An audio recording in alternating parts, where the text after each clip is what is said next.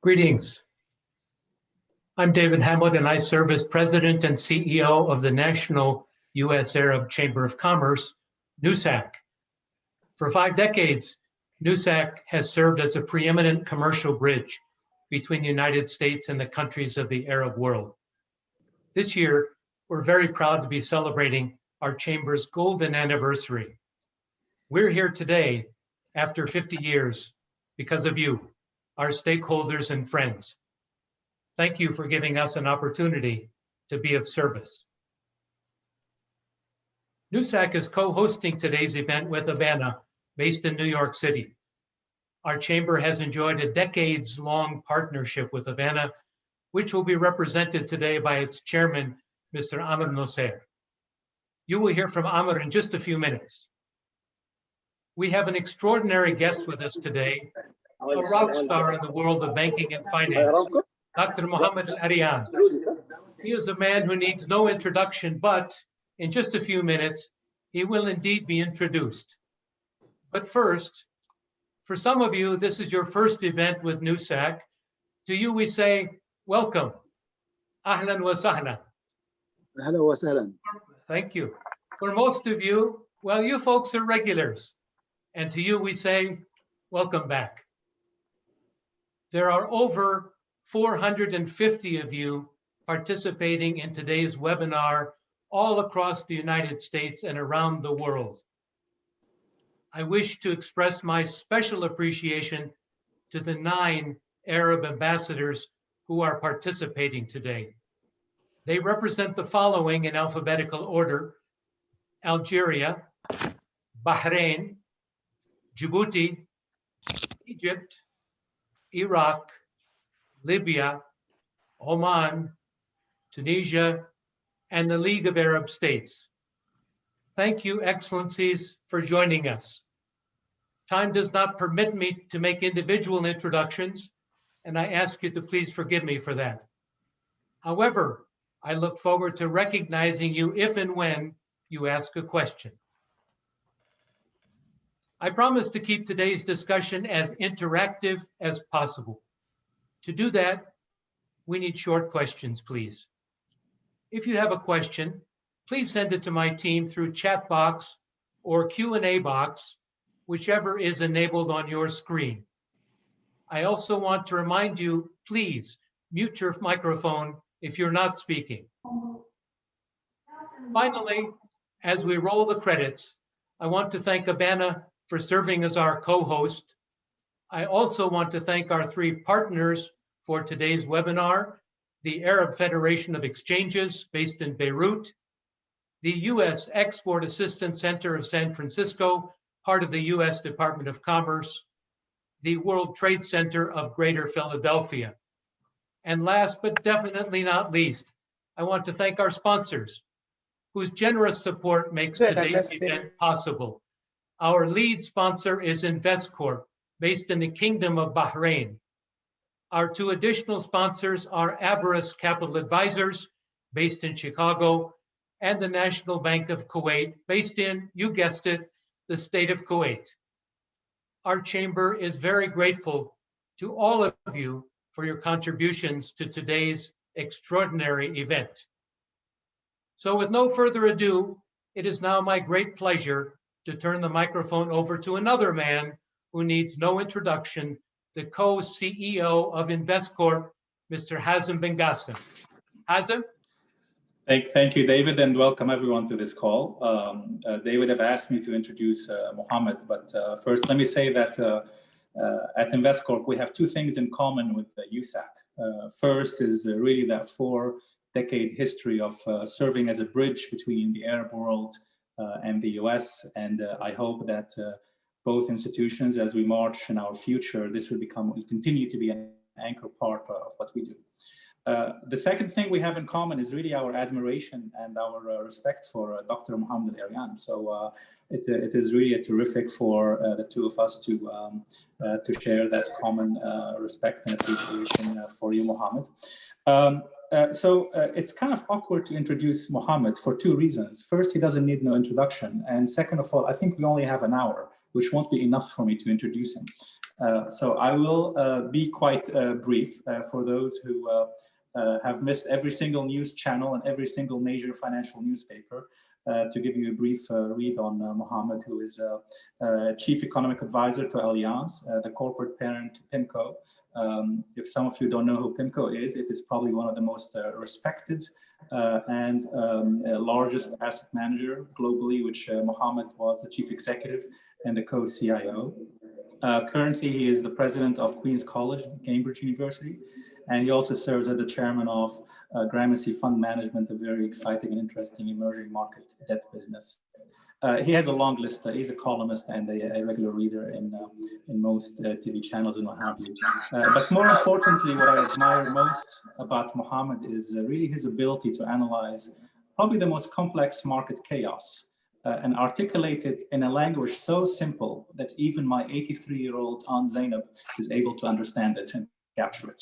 So Mohamed, we so look forward to hearing from you and then jumping to some probing questions. And thank you very much. Thank you, Hazem. Thank you, David. Thank you, I want to thank all our colleagues at Investcorp, at NUSACC and ABANA for making this possible. And I want to thank all the people on this call for taking time from their busy schedule to be with us. It is a true honor and an incredible privilege and delight for me to be with you. It is especially so given that it is the 50th anniversary of NUSACC. And I'd like to join many others in congratulating David and his colleagues and thanking them for all that you do. What I'd like to do is use 5 to 8 minutes, because the whole point of this process is to have a back and forth. 5 to 8 minutes to simply talk about this moment we're living through. And I'm going to pick on a few themes that I believe are defining ones. And then during the Q&A, please feel free to take me wherever you want on those themes or anything else. So let me start by just the obvious observation that this is the second once in a 100-year crisis we've had in the last 13 years. We're not supposed to have these crises, but we've had two. And they both had the potential of being generation defining, meaning having long-term effects, both good and bad. And if you compare the two very quickly, the good news is we learned a lot from the first one. The bad news is that we risk making the same mistake. So let me talk a little bit about that. This is the perspective I'm going to take. So the most common view is, yes, it is another global crisis, but it's different. The one back in 2008 was financial. This one is health. That is correct. But at the core of both crises is the same phenomenon. It is what people call counterparty trust, which is a fancy way of saying the trust you have in the person in front of you in any activity. So 2008 was about banks facing each other, not trusting each other, and walking away. And when that happens, you essentially bring the whole global economy to its knees. Why? Because the financial system is like the oil in your car. No matter how good the engine is, if the oil isn't working, the engine will not work. So there was this lack of trust between two banks, many banks, but between banks, and they stepped away. The answer was someone else comes in and says, trust me. Don't trust each other, trust me. Face me, don't face each other. And that was, of course, the big central banks. This time around, it's also an issue of counterparty risk or counterparty trust. It is two people not trusting each other's health. And what happens when you don't trust someone's health? You step away. And this time around, governments said, you know what, you will step away through lockdowns. So at the root of what we're going through today is the same notion of how do you overcome counterparty trust? How do you restore trust in social activities? And of course, we don't have a central bank that can come and say, trust me. Hopefully we have a vaccine that comes in and says, trust me. But you are dealing with the same trifecta that we're trying to deal with. First, overcoming the counterparty risk that is paralyzing health, restoring good health. Secondly, maintaining as normal social and economic interactions as you can.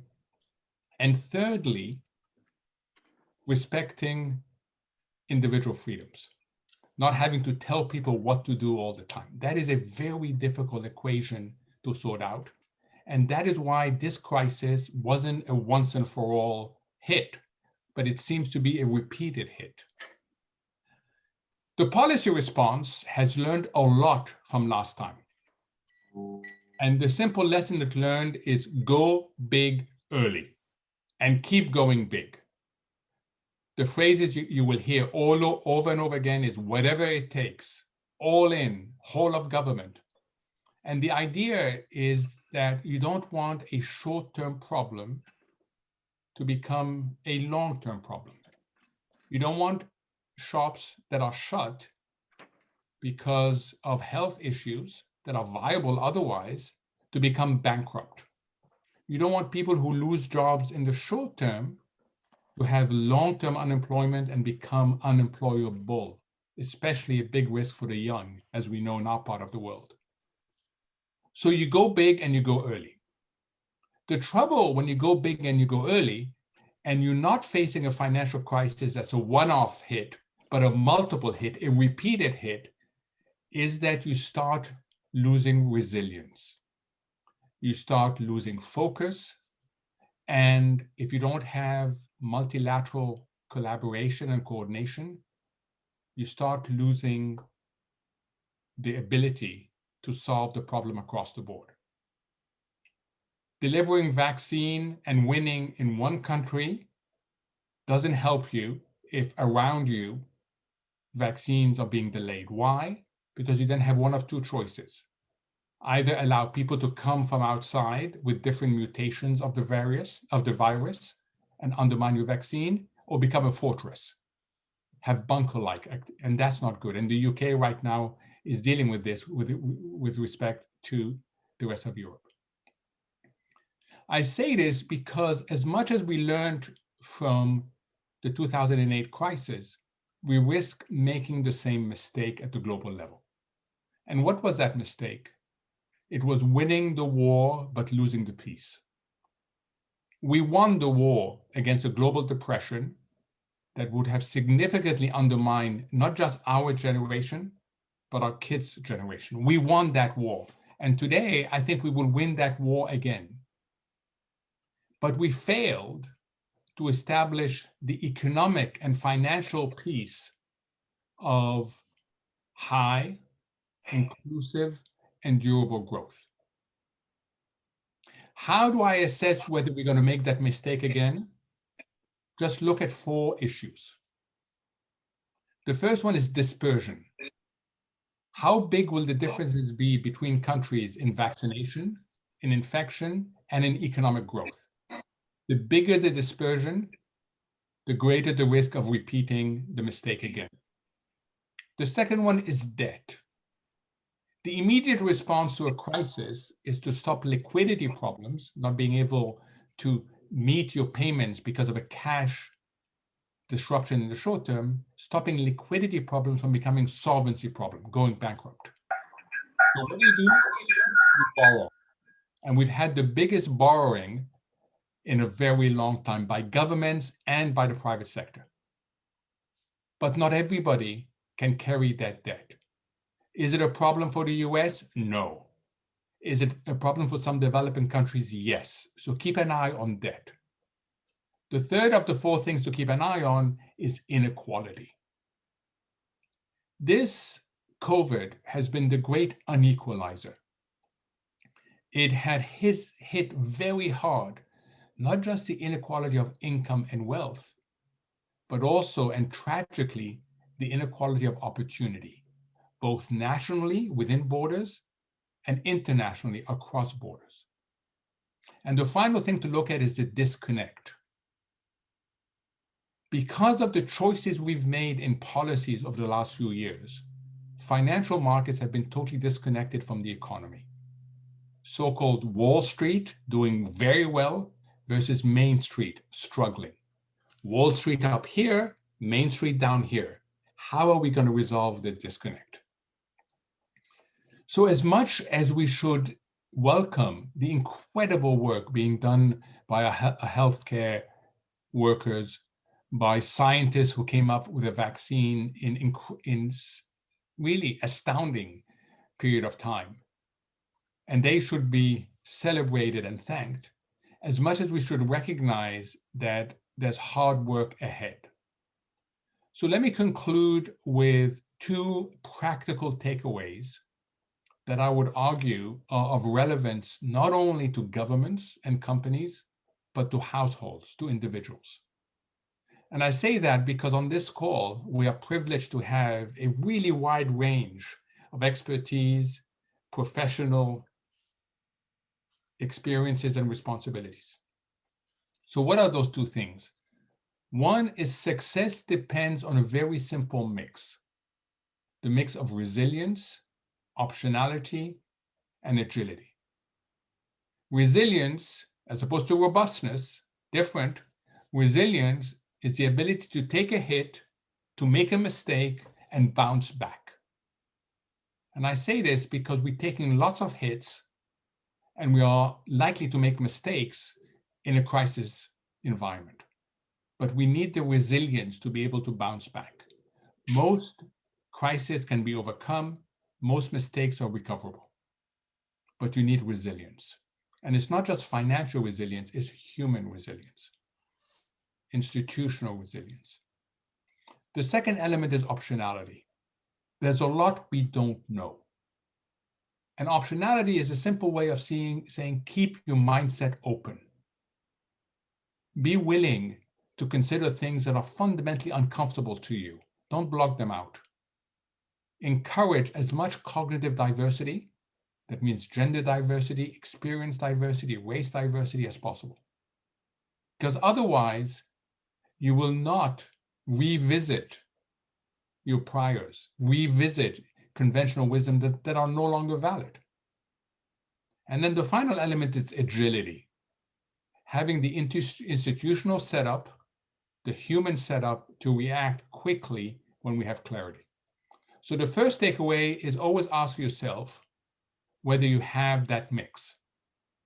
The second takeaway is the importance of realizing that as tragic as this crisis is, and it is truly tragic in terms of lives being lost and disrupted, as much as there are silver linings.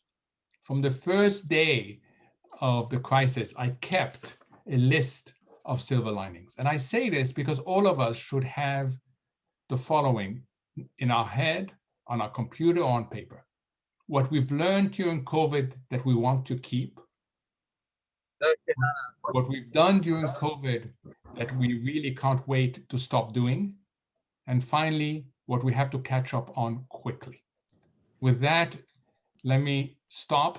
Having gone slightly over my 8 minutes, I apologize, and I open to any questions you may have. Thank you again for this incredible privilege and honor. Mohamed, thanks very much for your thought-provoking comments, as always. There's always something new to learn every time I listen to you, and I hope the same for all of the folks on the line with us today. So what we'd like to do now is do a little bit of interactive questioning. There'll be some questions that will be asked directly of you, Mohamed, and then there'll be some others that between David and I, we will pick up and ask you. And in the spirits of things, we would love for this to be a conversation more than a grilling or anything of that type of nature. And thanks once again, and we're delighted as ABANA to be co-hosting this event with you. So the first question will come from Omar Ahmed, who is the president of Abris Capital Advisors, one of our co-sponsors. Omar, are you on the line? First of all, great points, Mohamed. And what I wanted to touch upon is with the equity valuations in the markets on a global scale, stretched considerably with a very, very low, almost non-existent yield environment. What are your views with respect to commodities spiking in because of these, pretty much across the globe, there's been so much stimulus that's been dedicated to the economies? Thank you, Omar. And that's a great question. So go back to the simple illustration of elevated markets, asset prices, and lagging fundamentals. The best description of financial markets, and I'm going to come to commodities in a minute, of financial markets is a rational bubble. It is a bubble. And by bubble, I mean stock prices that are totally disconnected from fundamentals. Bond prices that are totally disconnected from fundamentals. SPAC activity. I can go on and on. This is a bubble, but it has been a rational bubble. Why? Because of what you mentioned, Omar. The amount of liquidity, the amount of money that the central banks, particularly the Federal Reserve and the European Central Bank, have put into the system. And if you want to understand what liquidity does, let me take you back to my PIMCO days. And Omar, you know this really well, that whenever someone would propose an investment, there would be a very thorough discussion of the attributes of that investment, the balance sheets, the business model, the prospects, the management teams. And then once we did all this and got a green light on all this, we would ask a simple question of the person proposing the investment. If we buy this, who will buy after us? Who's the next buyer? Now, that is a really important question because the next buyer does one of two things for you. One is they increase the price of what you just bought. So you like that. And two, if it turns out that you change your mind, it's nice to have a buyer who can take you out of the position. Think of a house. When you buy a house, you're always worried about who's going to buy it from you. And when someone buys a house next door at a higher price, you get all excited because it reflects well on your house. So if I tell you the next buyer is a central bank, you will get very excited. Why? The central bank is the only institution that has a printing press in the basement. Central banks are what's called non-commercial buyers. They're not buying to make money on the security, they're buying to satisfy some other objective. And recently, central banks have an enormous willingness to use their balance sheet.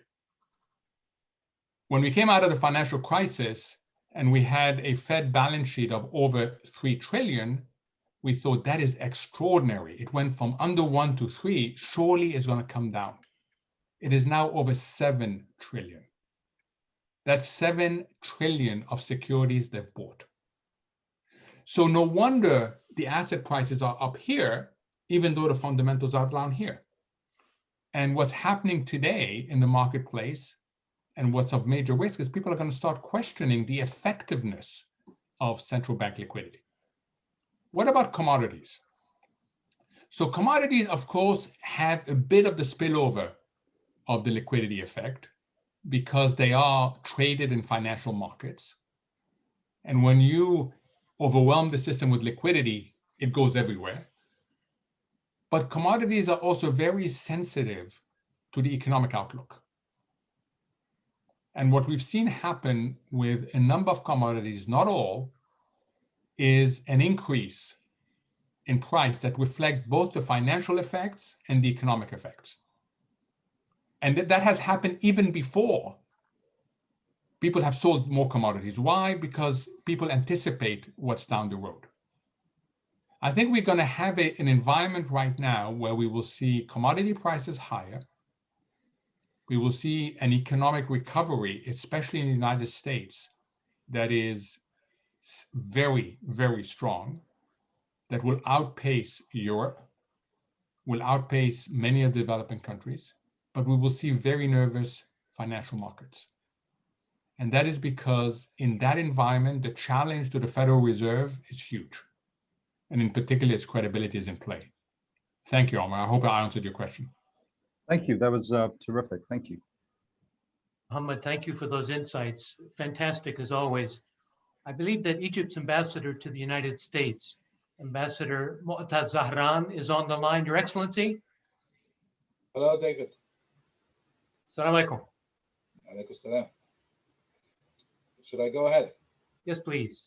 Well, thank you, David, and it's a real pleasure to listen to Dr. El-Erian, and always insightful, illuminating, as we've always enjoyed. I was thinking while listening to your remarks, Dr. El-Erian, that long decades have elapsed since your childhood days in Egypt in the 60s, and since then Egypt has changed a lot. Its population has at least quadrupled, and now over 100 million citizens, 65% of whom are under 30. And we've been, of course, the largest in terms of our educational system in the Middle East, and growing, but also recognizing imperfections. And imperfections have led to revolutionizing the whole educational system. And we've been through huge transformations as well, both politically and economically. And we've made gradual, steady transitions towards an open economy. And maybe noteworthy here is an unmatched 3.6% growth rate during a COVID year. And today, probably the first recipient of FDI in Africa and the Middle East. And of course, in the midst of all this, we've embarked on huge, earth-shaking mega projects in terms of expanding on them and also adding to them small and medium enterprises, supporting entrepreneurship, boosting startups, and of course, a growing stock market. But in the midst of all this, we continue to deal with our comprehensive development challenges. And we do so with a clear vision that the human capital that you, Dr. El-Erian, has touched on lies at the heart of any progress and any development. So my question to you is probably about the Egyptian youth who embody the future, and whether you see as an Egyptian American whom we take pride in, and as a renowned economist and as a source of inspiration to generations and generations, whether you think, or how do you think that Egyptian Americans could really come together in terms of trying to advance what's happening in Egypt and probably lend a hand, but also at the same time maybe, and as we've seen, you've touched upon resilience, and we've seen that resilience in Egypt during the past year, but do you think that this kind of resilience is sustainable in the future, given the fact that the international financial outlook from international financial institutions has still seen Egypt as stable as we move ahead? And thank you very much. Thank you, Excellency, and you honor me by being on this call. I really appreciate it. I spend a lot of time talking to younger Arab people, Egyptians, and from the Arab region as a whole. I did a call last week with the Arab Student Union at Cambridge. And I shared with them a story that goes back a long, long time. A long time. It goes back to the 70s. I was at the very old airport in Cairo. Things have changed a lot. But I was at the very old airport in Cairo, and I was taking a flight from Cairo to New York. And Egypt Air then is not the Egypt Air of today. Egypt Air then was challenged in terms of efficiency. And the flight was 7 hours late. And we had all been at the gate, and we had never been told why it was late. I was on the plane sitting next to an American, and he was fuming. You could see. And he didn't say much to me the whole trip until we landed at JFK in New York. And it was the perfect Egypt Air landing, perfect. You could not feel the wheels touch the runway. And of course, we all clapped. And the American next to me said, typical Arab world. And I looked at him, I said, I'm sorry, what? He said, typical Arab world. I said, I don't understand. He said, we have just had one of the very best landings in the industry. And repeatedly, we have the best landings in the industry on Egypt Air. I know, I fly them. But we're 7 hours late and we don't know why we're late. And that story tells you that my strong feeling, and that's why I stress so much the sorts of issues you've talked about, educational reform, unleashing entrepreneurship, the sort of things that Egypt and other countries are doing, is that if you unleash the energy of our young people, they are transformational. And we see that. Look at what's happening in terms of startups in parts of the Arab world. Look at, you know, why do I love watching Mohamed Salah play for Liverpool? Because he proves, okay, that Arabs can compete at the highest levels if they are unleashed. So we have made massive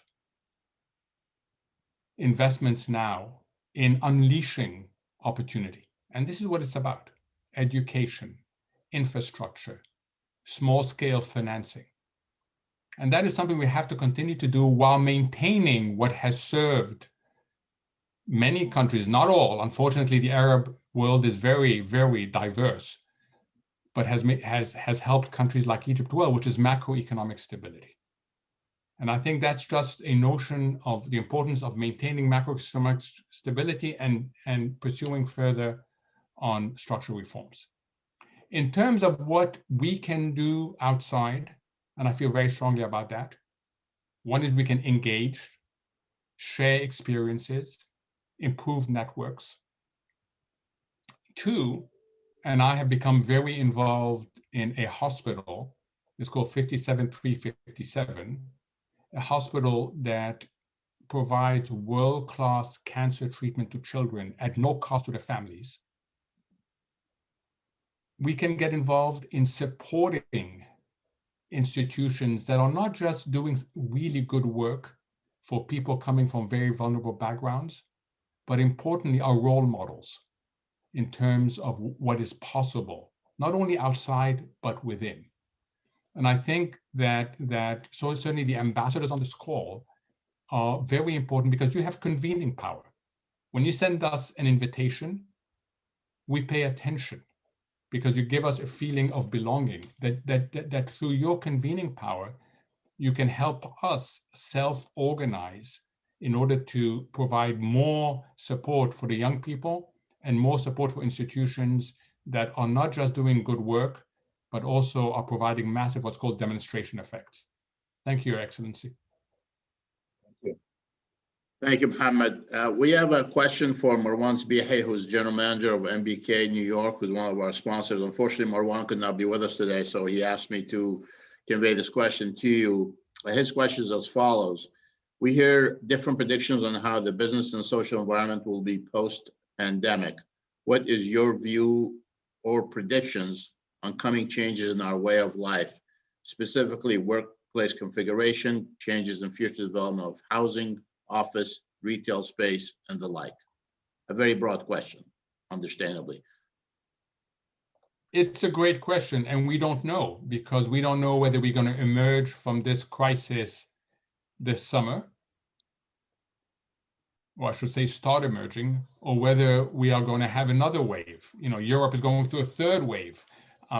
Other countries are also dealing with new waves. Look at what's happening to Brazil. It is absolutely tragic what's happening to Brazil.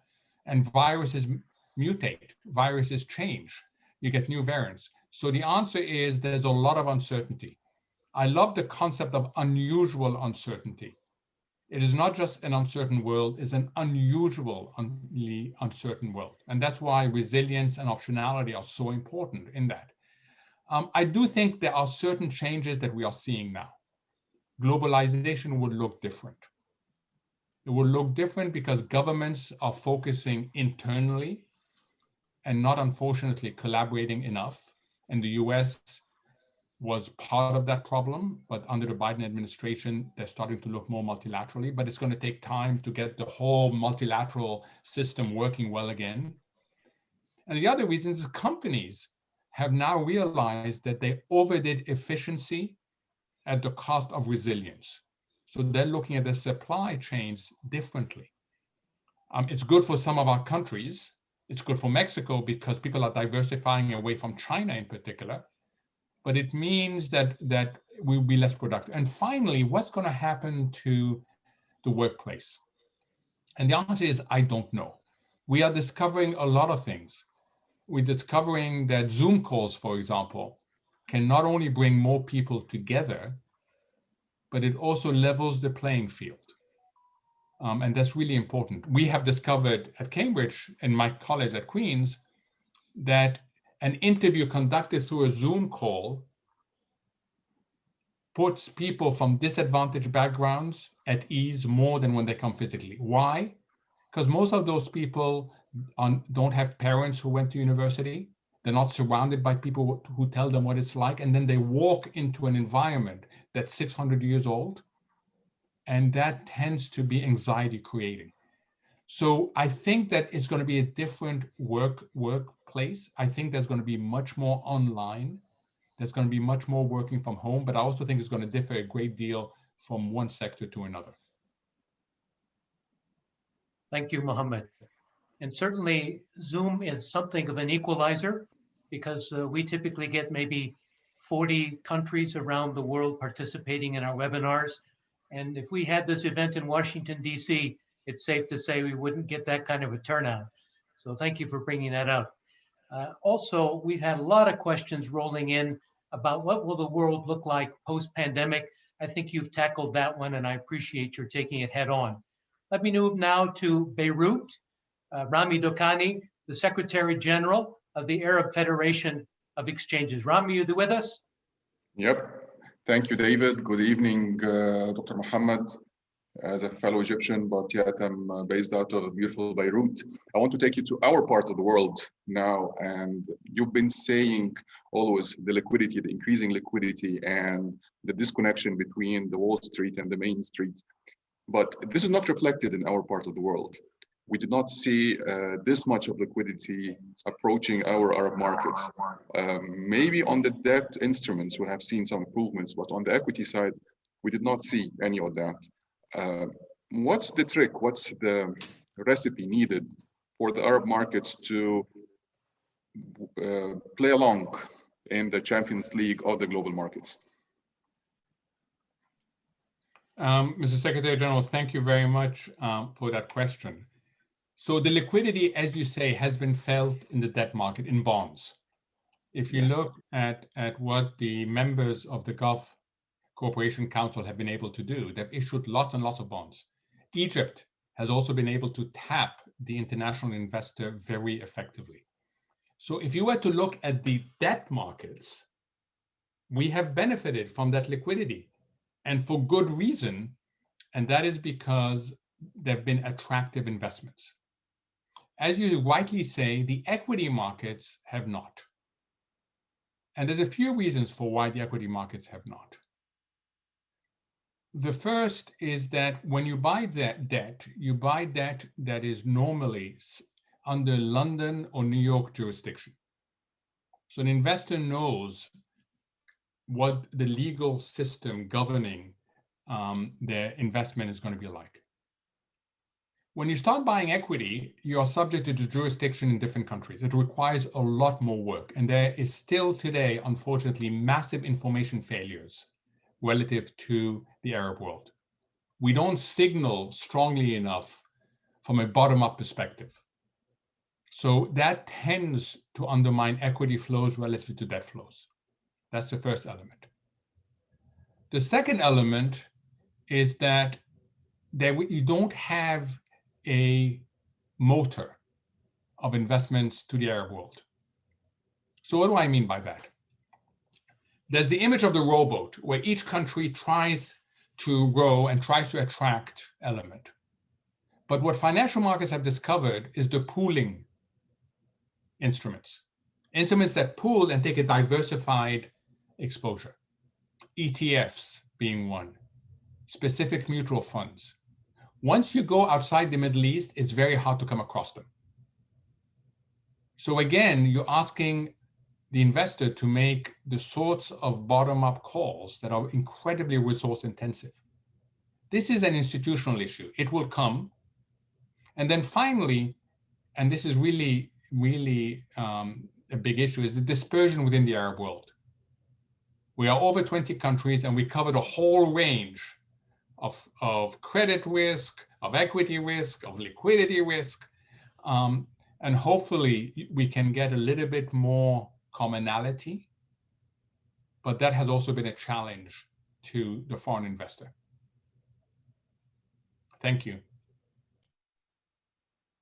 Thank you, sir. Mohamed, we have another question coming from Zubayd Ahmed, one of my fellow board members at ABANA.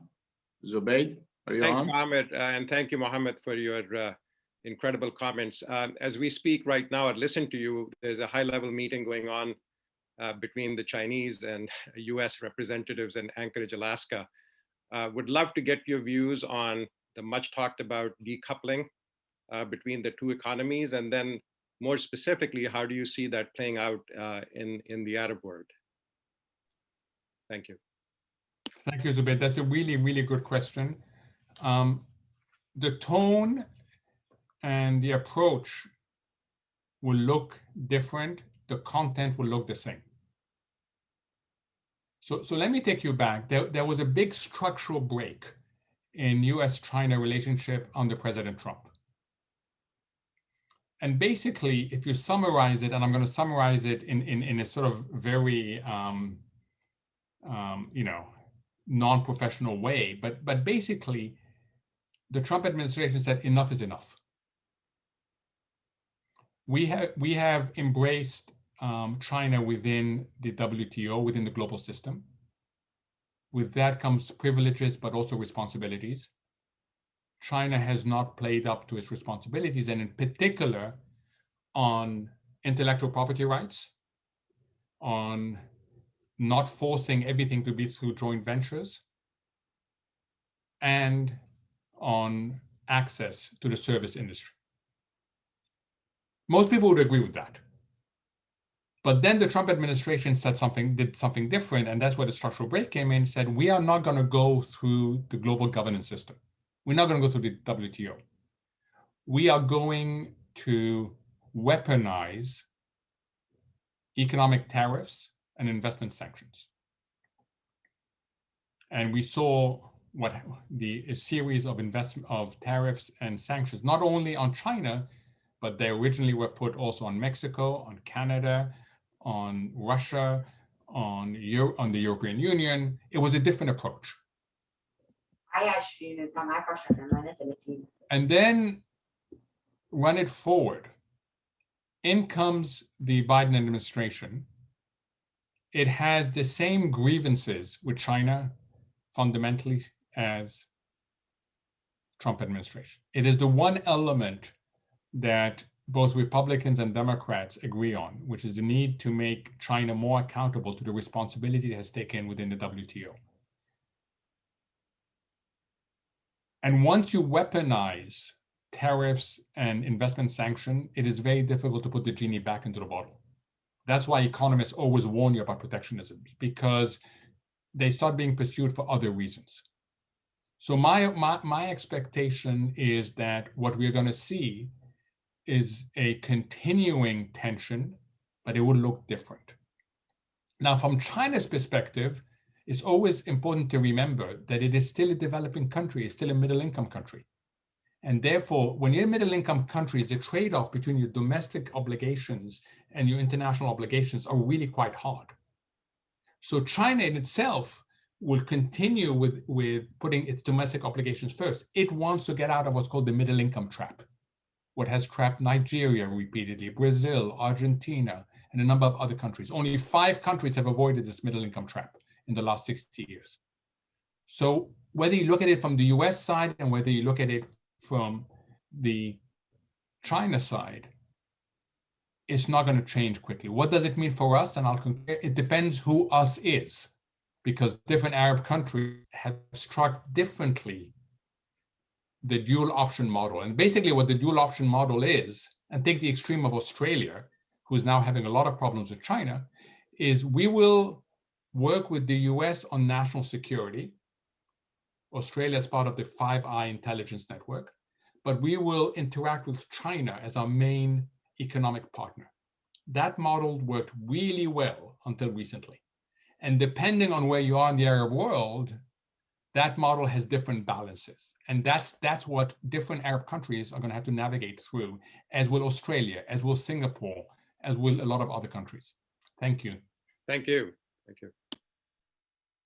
Thank you, Mohammed. And I want to remind people that if they're not speaking, please mute their microphones. Let us now go to the Kingdom of Bahrain, to Ali Al-Baqali, the CEO of ALBA, the Aluminium Bahrain. Ali, you there? Yes. Thank you, David. I would like to take this opportunity to thank Dr. Mohamed for his informative information. My question is related to the physical commodity, like an aluminium. As everyone aware that pandemic affected all businesses, and physical commodity is not an exception. For example, aluminium. With rapid growth in China and Europe, mainly in the automotive sectors and packaging, we noticed that there is a surplus in the market, but the LME price is picking up, despite there is a big or a huge number of surplus in the LME official warehouse. I would appreciate, Dr. Mohamed, if you can give us your view or opinion, since the market fundamental in this physical commodity, like demand and supply, is not working as should be. Thank you very much. Thank you, Mr. Ali. And let me say, you added to my pleasure of being on this call by wearing an Under Armour shirt. I am on the Under Armour board, and it's so nice to see an Under Armour customer. Thank you for your shirt. You're wearing one of the best shirts in the world. On a serious matter, I think to start answering your question, I would take the following into account. First is that the price reflects not just the current demand and supply situation, but the future demand and supply situation. And people expect that the demand for commodities is going to pick up a lot. Yesterday, the Federal Reserve adjusted its growth rate for the current year in the United States by the biggest amount I've ever seen in my life. They're now projecting a 6.5% growth. Last week, the OECD also moved above 6%. That in itself was a more than 3 percentage point adjustment for the current year. That's a massive. Goldman Sachs says 6, no, it's going to be 7+. So what we're going to see is a pickup in the global economy, not equal, and I want to stress the dispersion issue. So markets are pricing in the future demand. That's why you can have the coexistence of inventories and a price going up. The second element that's important, and some of you in the industrial multilaterals will know, is we're starting to see supply bottlenecks. We're starting to see difficulty in moving things. Currently, I'm in Southern California, and I'm south of Long Beach. If I look outside, there are literally ships waiting to get into the port. There is a mismatch of where the containers are. There's a mismatch of where the boats are. And that's what happened. You know, our very sophisticated global economy is not meant to have a sudden stop. When you have a sudden stop and then you restart it, as we are trying to do right now, your things are not in the right places. They got caught, to use a football term, offsides, and it takes time. So I suspect, and you have better knowledge of your industry than I do. I suspect it's a combination of forward demand expectations and supply bottlenecks.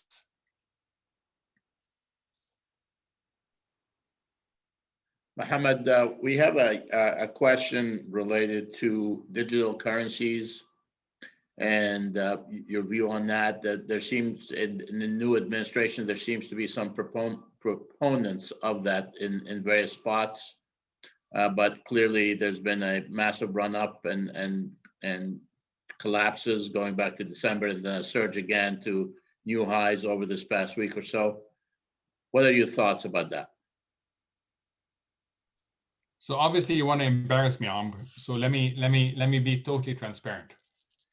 A few years ago, I was on CNBC and I got that question out of the blue. Bitcoins were at 19,000, and I was asked, would you be a buyer of Bitcoins here? And I said, no. I said, no, because this is not going to be a global currency. And then I was asked, where would you be a buyer? And I said, below 5,000. A few years later, Bitcoins traded below 5,000. I felt a moral obligation to buy, so I bought. Next thing I know, they're back at 19,000. At that point, having been anchored by 19,000 in my head, I sold. That was at the end of last year. I watched them go to 60,000. So I don't have a good feel for Bitcoins. I was very happy when they went from under 5 to 19, and I feel like a total idiot that they've tripled in price since, and I've been on the sideline. So I want to say this so that I'm a great believer you should own your reality. So that's my reality. I am not a good person when it comes to investing in Bitcoins, but I observe what's going on. And there is a massive tug of war going on. The private sector is embracing cryptocurrencies more and more. There's acceptability. Morgan Stanley just yesterday said that it will now provide vehicles for its clients to invest in Bitcoins. Certain companies, Elon Musk's company, Tesla, said, for example, that Bitcoin will be part of their cash management. Think about that. They will accept payments in Bitcoins. It will also be part of the investment portfolios. So what you're seeing on the private sector is embracement. What you see on the public sector is a very different approach. India is very suspicious about Bitcoins and is looking to take steps to make it very difficult for people to hold Bitcoins. Other countries, as you said, Amra, saying, well, let me understand the technology of Bitcoins, which is blockchain, which is really powerful. And let me try to co-opt that technology into the public sector. So you have central banks looking at cryptocurrencies, which will be very different from a private cryptocurrency.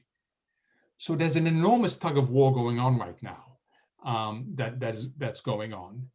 And that is something to keep an eye on. My own view is that the underlying technology is incredibly powerful. Blockchain's technology is incredibly powerful. And if you're an institution, if you're a government, and you haven't understood what blockchains can allow you to do, you should look into it really quickly, not just for defense, but also for offense. Thank you. How about the environmental implications of the blockchain and the power consumption that they must have, at least up to now? That is a big issue, and it's part of, I think, an awareness that goes on. I can guarantee you, Amr, if you want to be in the midst of a controversy, go to any social media and simply type in what Bitcoins are problematic to the environment and watch what happens in terms of the reaction. You will get a whole host of people who will agree with you. You will get a whole host of people who will disagree with you. They'll say, oh, it consumes 1% of something else, right? And it just shows you that we are in an active discussion, but it is an issue. It is an issue. They are very energy intensive. Mohamed, we're down to our last 5 minutes. I'm going to try to squeeze in 2 questions with your permission. The first one comes from our partner, the World Trade Center in Philadelphia. What's your view of US stimulus policy? Will it address the need to help Main Street businesses, so important to economic growth, or be a means of mainly addressing chronic local and state fiscal shortfalls? So the answer is, out of the four priorities, the first package, the 1.9 trillion that was signed last week, meets 2.5 of them. It meets immediate relief to businesses, states, and individuals, and it meets COVID, helping the COVID fight. It half meets economic household insecurity by the child credit and the unemployment, but it does not meet the promotion of business recovery in a fundamental way. That is meant to be in the second fiscal package, which will be not relief and COVID, it will be recovery, infrastructure, things like that to enable the private sector to run fast. So we have to wait, David, to see what is in the second package. But from day one, the intention of the administration was to take a two-step approach. Thank you, Mohamed. Let me try to meld two questions into one. I may or may not be successful in doing so, but one of our colleagues in Saudi Arabia wants to know, from your experience as a Harvard Endowment Fund manager, what's the one action that you would advise to follow, and also the one action that you advise to avoid? And if there's any way that you can kind of work that into your academic experience with Cambridge, please do. So the one action I would say, and it's not just whether you are managing an investment portfolio, but is to have this discussion, which is an inherently uncomfortable discussion, and most of us don't have it.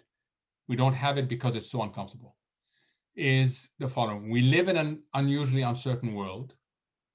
We will make mistakes. We don't want to make mistakes, but we're likely to make mistakes. Most mistakes in investment are recoverable with time, but there are unrecoverable mistakes. What are unrecoverable mistakes? And that means you sell when you're under pressure, when you shouldn't sell. It means that you've invested in a weak balance sheet company. I mean, so it's very important for you to have a very frank and honest discussion about what do your unrecoverable mistakes look like. For an individual, for example, it's not putting their grocery money into the stock market, because you can lose 10, 15% just like that, okay? Most people think, oh, it's just gonna go up. So the first issue is have a really open discussion about unrecoverable mistakes. The other issue is when you're looking at an investment, especially when you're looking at managers, if you're running an endowment, is take them through not the periods of outperformance, but the periods of underperformance, and try to figure out what went on in the company when they are going through underperformance. Because it is inevitable that most investment managers are going to go through underperformance. But will the institution hold? Will people continue being collaborative, or will they turn on each other? And it's really important to get that feeling and not just focus on the periods of outperformance, which is what most managers will want to talk to you about. Thank you. And so just in the concluding question, if you don't mind, can you talk a little bit about your transition from the world of finance to the world of academe, what that's been like for you? It's been wonderful. I mean, I first transitioned helped by a list of 22 things that my 10-year-old daughter presented me with, showing me what I had missed in that school year. And that was the beginning of the transition in 2013 from a full-time job that had me on the road all the time to a portfolio of activities, including serving on Investcor's advisory board, and thank you, Hazim, for that, a portfolio of activities that allowed me to control my time. And that's wonderful because I had these wonderful 7 years with my daughter. And now that she's going off to university, I really do think that I've been incredibly privileged. Not everybody can do that. But when it came to what to do next, I am lucky, alhamdulillah, to be able to ask not, the question of, I'm not looking for a platform, I'm looking for an ability to change things, to contribute to providing opportunity. And Queen's College is completely committed to access and participation. Is completely committed to provide a transformational educational opportunity to people that come from very tough backgrounds. And to show you that, they actually have local presence in low-income, diverse neighborhoods to try to overcome information failures, to encourage students to think big.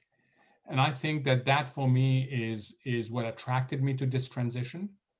And despite the fact that we've had to play defense on a whole number of COVID issues, it is really something that I feel, alhamdulillah, very honored to be able to be part of. I have to say, Mohamed, for those of us who've been following you and your family over the years, that's been an inspiration for all of us to take time and make sure we get it right, because the family's got to be a high priority for all of us.